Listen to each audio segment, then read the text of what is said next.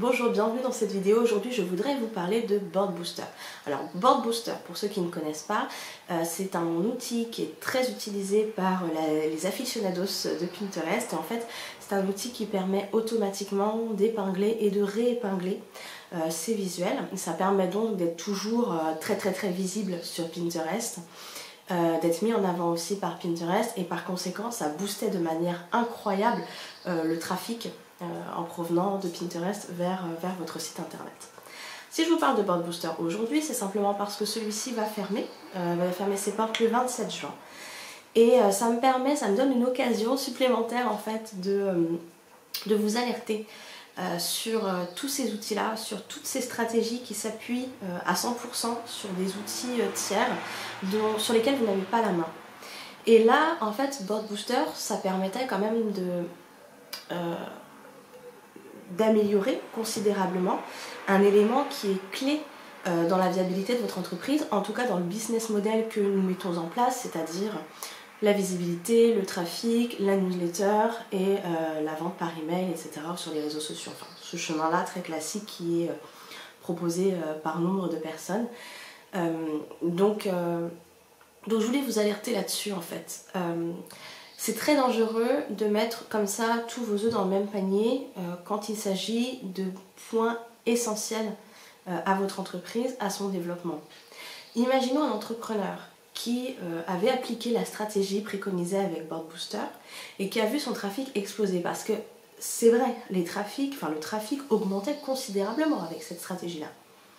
Ben, qu'est-ce qui se passe? Peut-être qu'il s'est dit, bon bah c'est bon, mes articles de blog, je peux en écrire moins, mon référencement naturel, je m'en fiche, Facebook, ok j'y vais mais je m'implique pas trop dedans, et la newsletter, on verra. J'ai du monde qui vient sur mon site, il y en a bien un qui va devenir client, qui va être intéressé par ce que je fais. Le problème c'est que maintenant cette personne-là qui a délaissé toutes les autres actions qui pouvaient servir au développement et à la croissance de son entreprise, bah, il se retrouve un petit peu embêté, parce que du jour au lendemain, Board Booster, qui va fermer ses portes, ne lui enverra plus de trafic via Pinterest. Évidemment, c'est pas quelque chose de définitif. Il y a d'autres outils qui peuvent proposer ça. Il va juste falloir en trouver un qui vous corresponde, apprendre à le maîtriser et à le paramétrer, et puis ça reviendra peut-être pas aussi fort, mais ça reviendra. La seule chose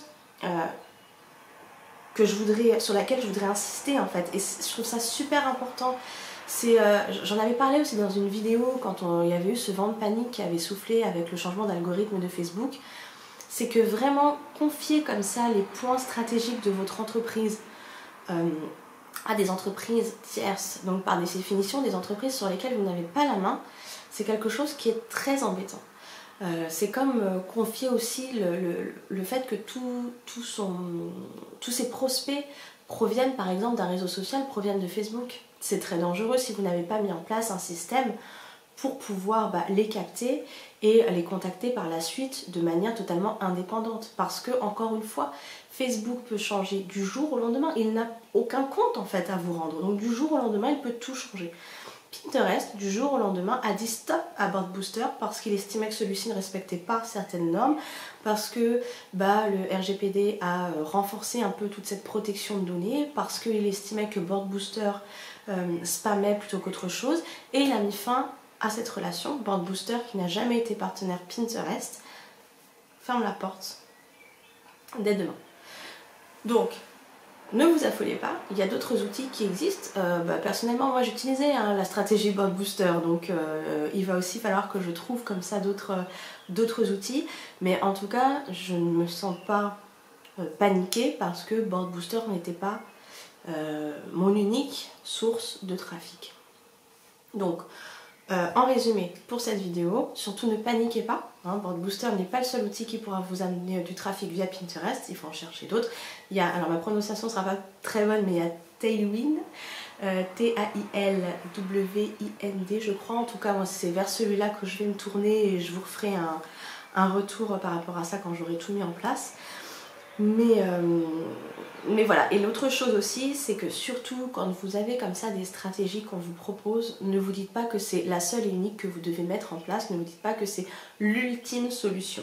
Il y en a plein d'autres Et pour éviter justement d'être à la merci des aléas de ces entreprises qui nous servent d'outils en fait, hein, il faut vraiment multiplier ses sources de trafic, ses sources de revenus, etc. pour ne jamais être pris au dépourvu.